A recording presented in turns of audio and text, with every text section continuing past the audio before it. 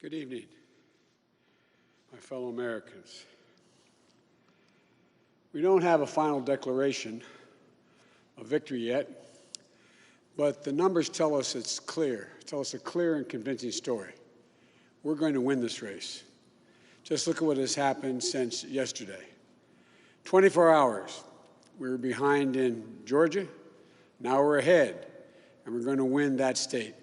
24 hours ago,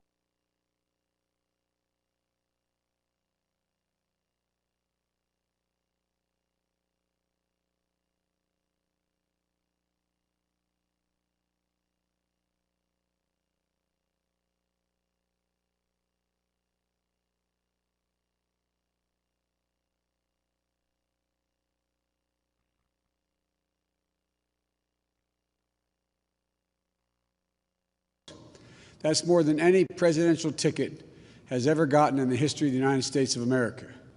And our vote total is still growing. We're beating Donald Trump by over 4 million votes.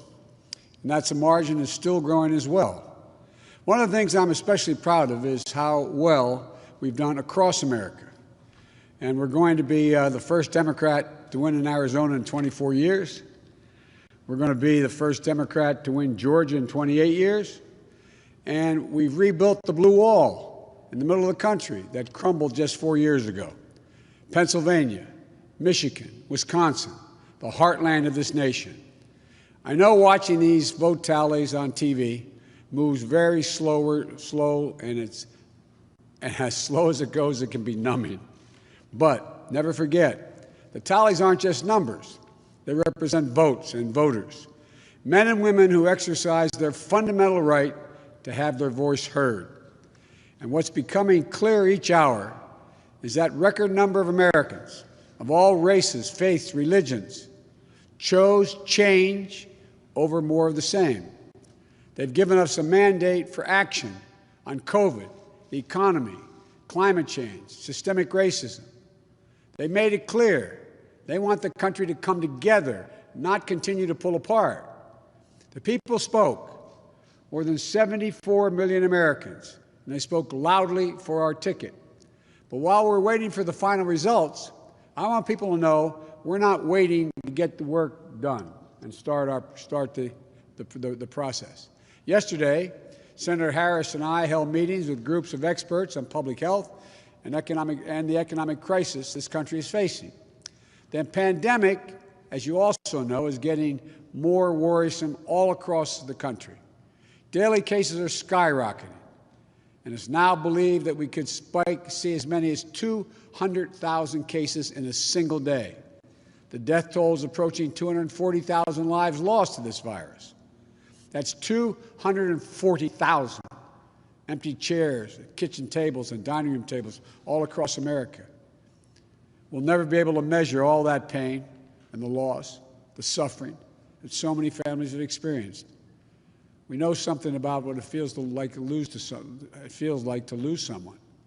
And I want them to know they're not alone. Our hearts break with you.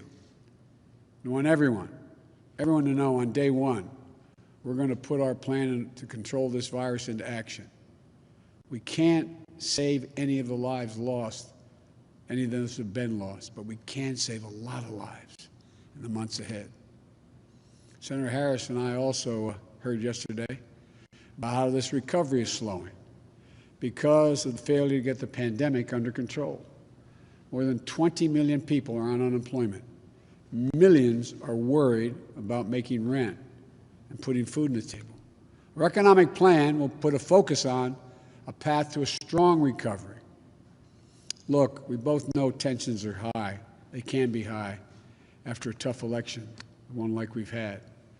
But we need to remember, we have to remain calm, patient. Let the process work out as we count all the votes. You know, we're proving again what we've proved for 244 years in this country.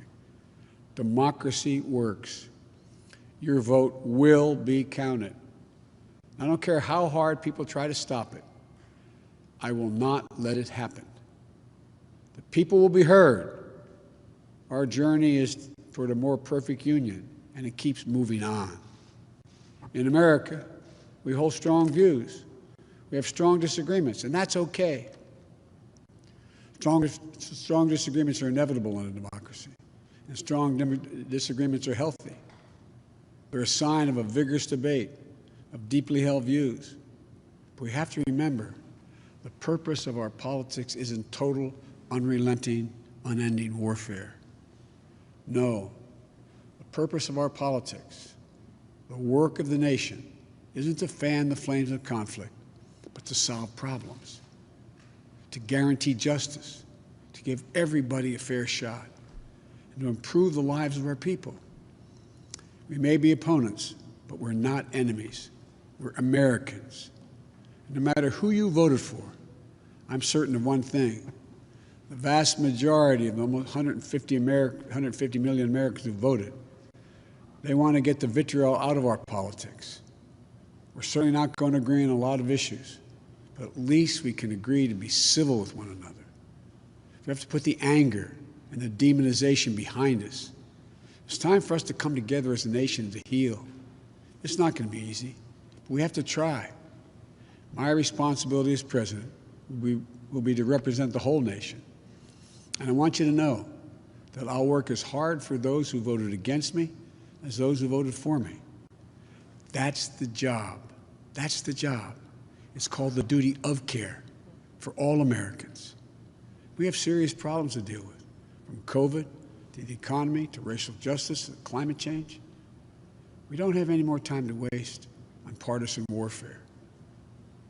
You know, and more than that, we have such an incredible opportunity to build the future we want for our kids and our grandkids. I've said many, many times, I've never been more optimistic about the future of this nation. There is no reason we can't own the 21st century. We just need to remember who we are. This is the United States of America. And there's never been anything we've been unable to do, unable to accomplish when we've done it together.